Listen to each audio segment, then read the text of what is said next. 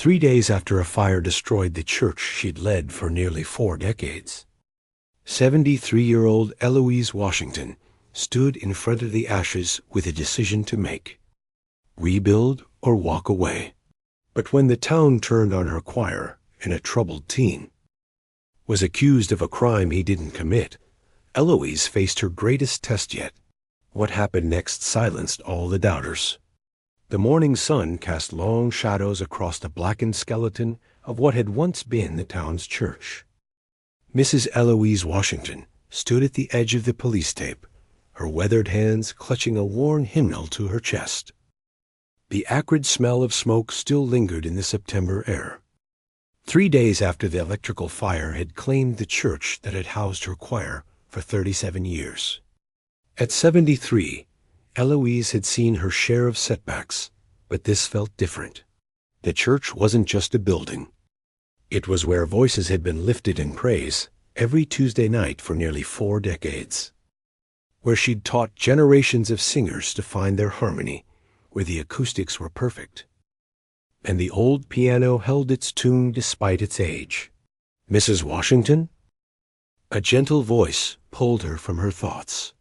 Pastor Nate Campbell approached, his steps unsure.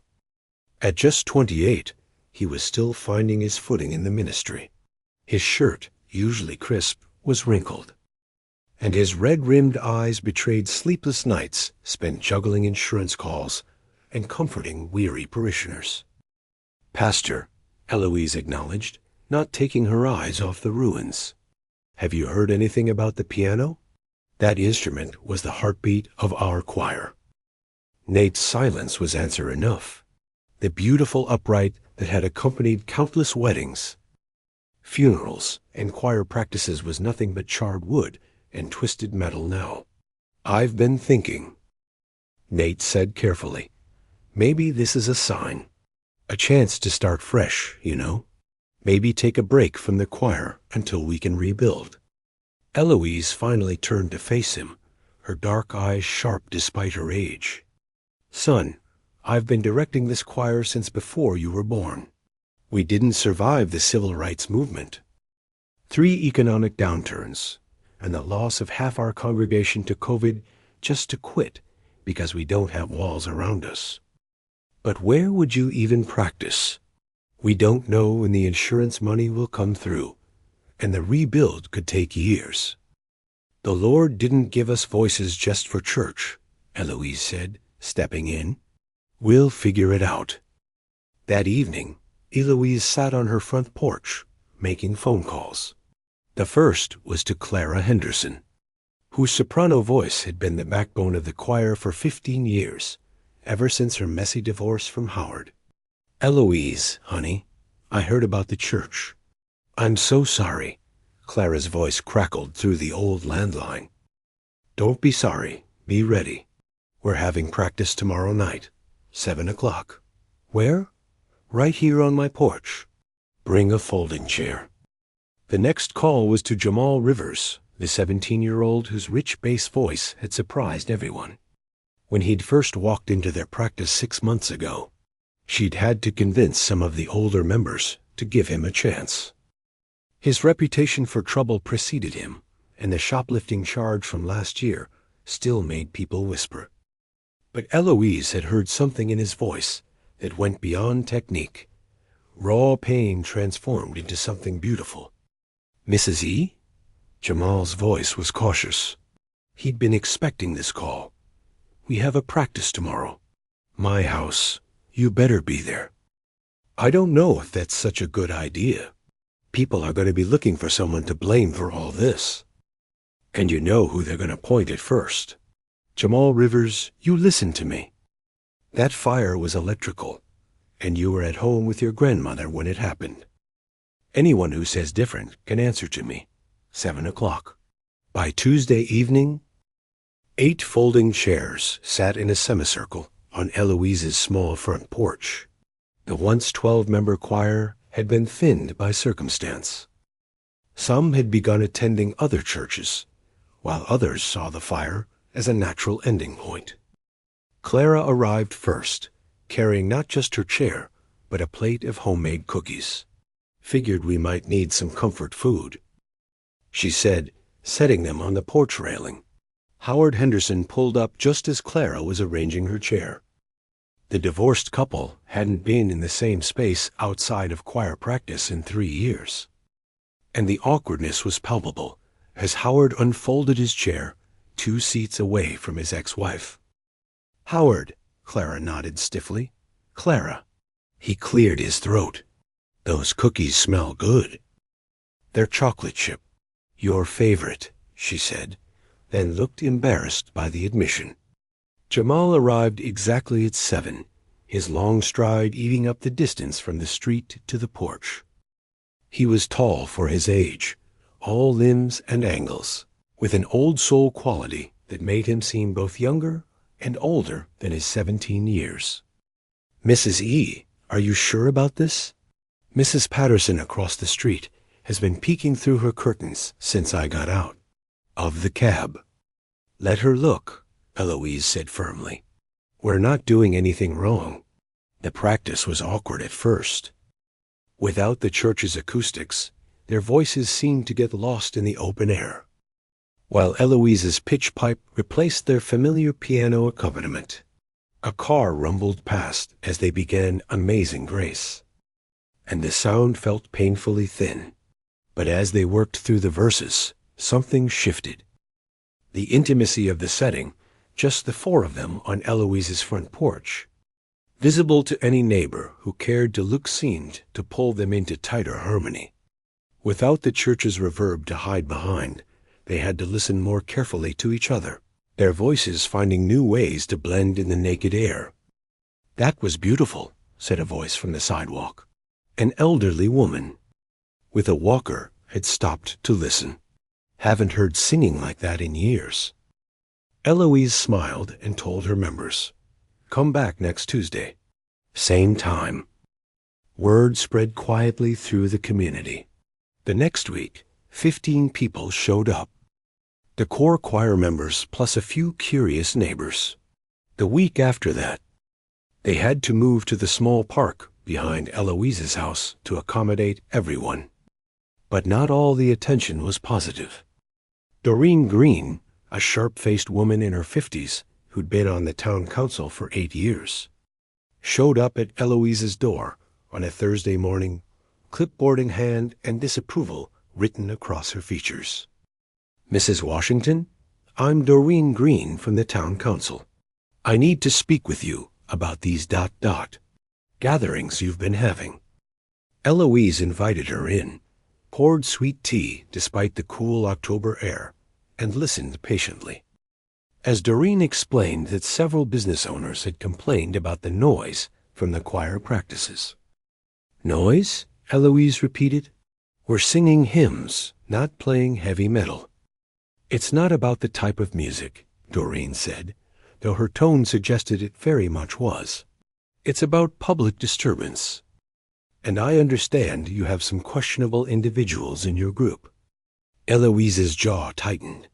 "If you're referring to Jamal Rivers, I'll have you know that young man has more talent and heart than most adults I know. He has a criminal record. He made a mistake. One mistake. And he's been nothing but respectful and committed to this choir." Doreen leaned forward. "Mrs. Washington, I'm trying to help you here. The council is considering allocating funds for the church rebuild, but public support is important. If you want that money, you need to think about optics."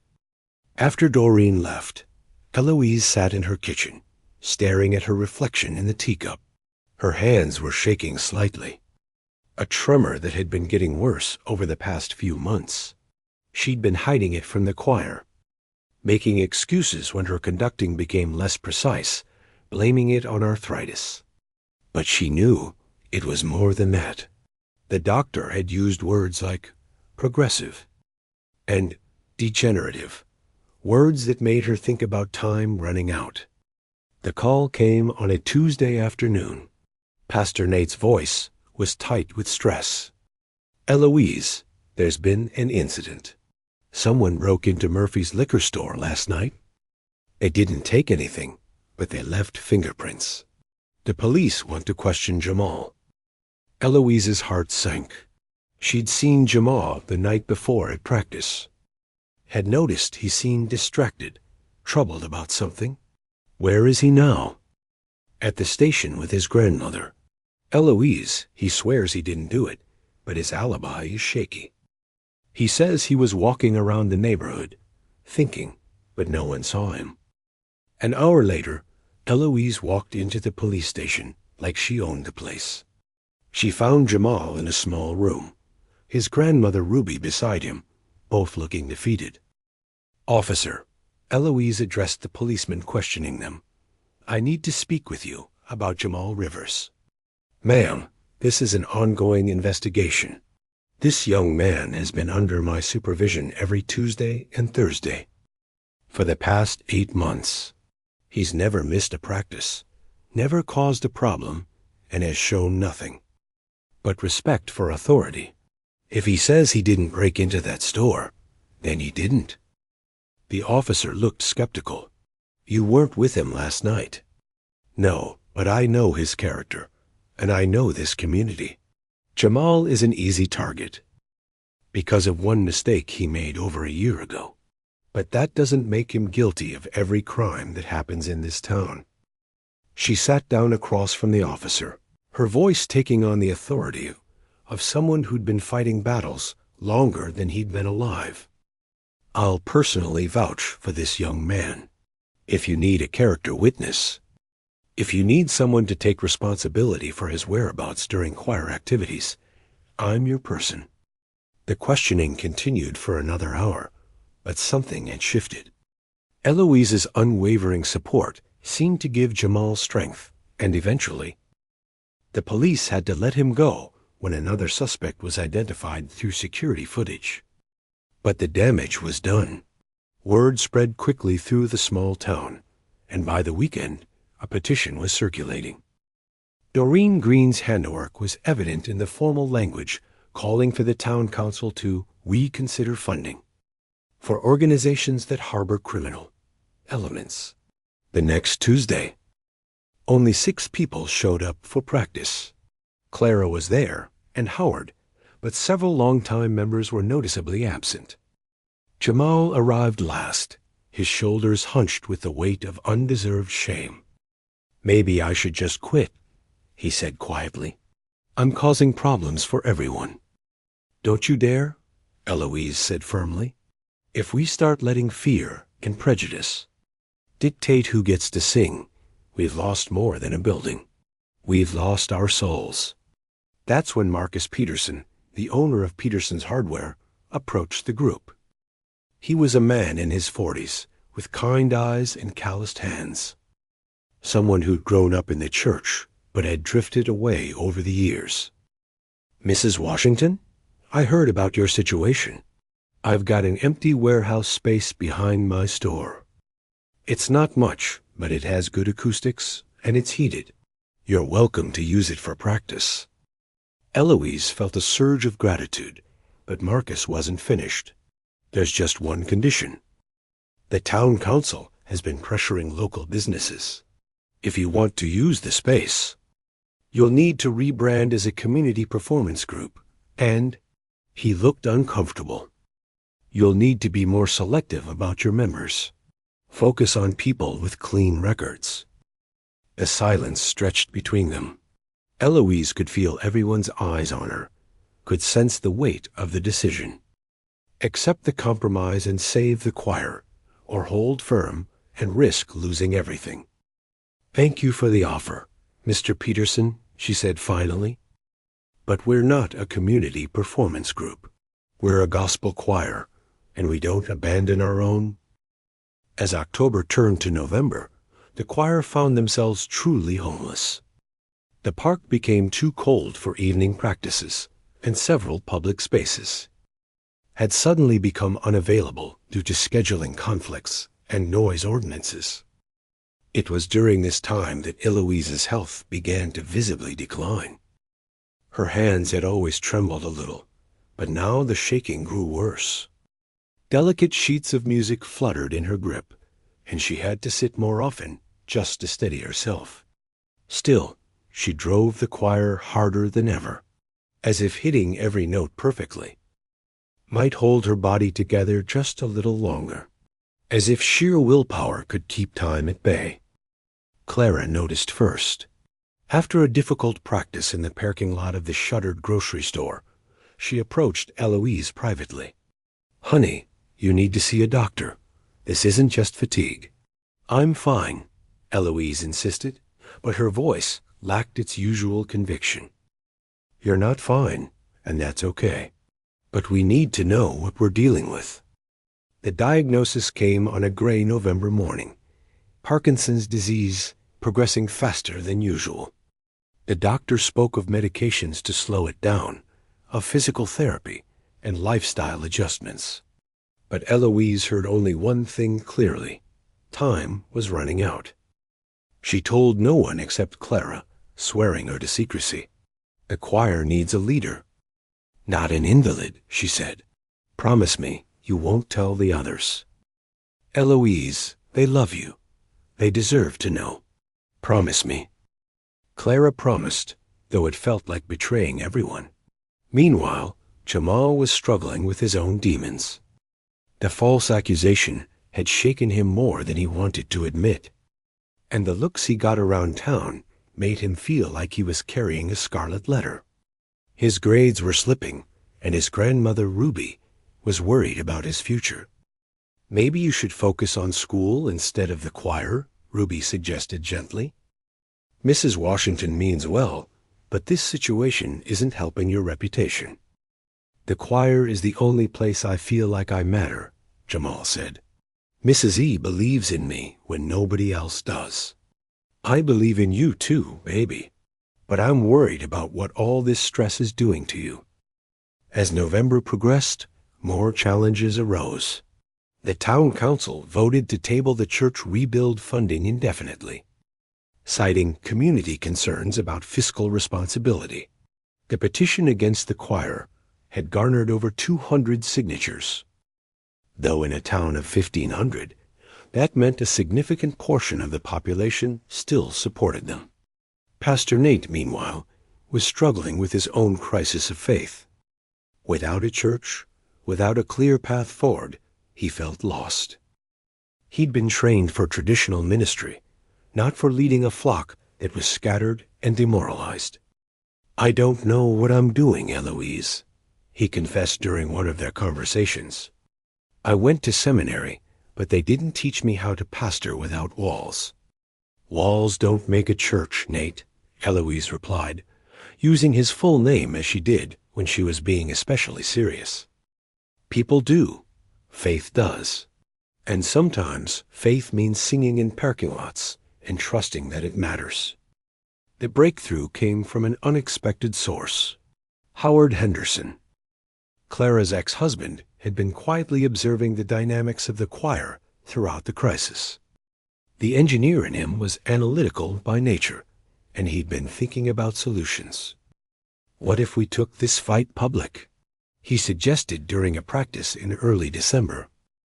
They were huddled in the community center lobby, having been granted permission to use the space for exactly 1 hour. "We're not looking for a fight," Eloise said, "but we're in one, whether we want to be or not." Howard replied, "The difference is whether we're active participants or just victims." He'd been talking to his daughter Camille, who worked in social media marketing in the city. "She thinks we should organize a public concert, show the town what they're trying to silence." Clara looked at her ex-husband with something approaching admiration. That single quotes as ... actually not a terrible idea. "I have terrible ideas all the time," Howard said with a slight smile. "This might be one of my better ones." Camille jumped in to help. She handled the social media, stirred local buzz, and designed eye-catching flyers. The concert was planned for December 15th, exactly 3 months after the fire. They would perform in the town square, with or without permission, though they hoped to get proper permits. The program would include traditional hymns, some contemporary gospel, and a special arrangement that Jamal had been working on. a fusion of old spirituals with modern harmonies that showcased both the choir's roots and its evolution. But 2 weeks before the concert, disaster struck again. Eloise collapsed during practice, her tremors finally overwhelming her ability to pretend everything was normal. She was rushed to the hospital, where tests confirmed what Clara already knew. The Parkinson's was progressing rapidly, and the stress of recent months had accelerated the decline. From her hospital bed, Eloise watched the choir members file into her room, their faces reflecting a mixture of concern and determination. Jamal hung back by the door, as if afraid to get too close to more bad news. "Come here, son," Eloise said, her voice weaker than usual, but still commanding. Jamal approached the bed, his young face crumpled with worry. "Mrs. E., I'm sorry. This is all my fault. If I hadn't caused so much trouble—" "Stop that right now," Eloise interrupted. "You are not responsible for my illness, for the fire, or for the small-mindedness of some people in this town. You are responsible for your beautiful voice, your kind heart, and your commitment to this choir. Don't you dare carry guilt that doesn't belong to you." Clara stepped forward. "Eloise, we need to talk about the concert. Maybe we should postpone." "Absolutely not." Eloise's voice found its strength. "This concert is more important now than ever. The doctors say I might not be able to conduct much longer. This could be my last chance to lead you all." The room fell silent.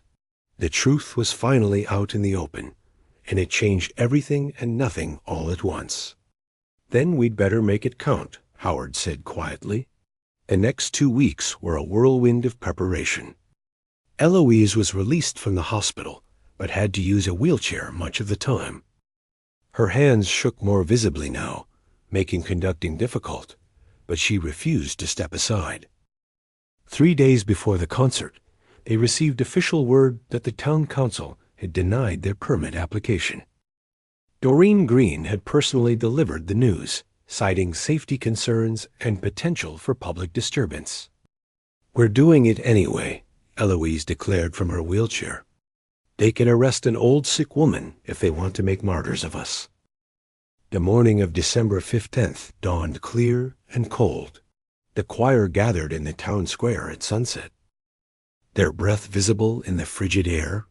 A small crowd had gathered, some supporters, some curious onlookers, and a few people who seemed to be there in hopes of witnessing a spectacle.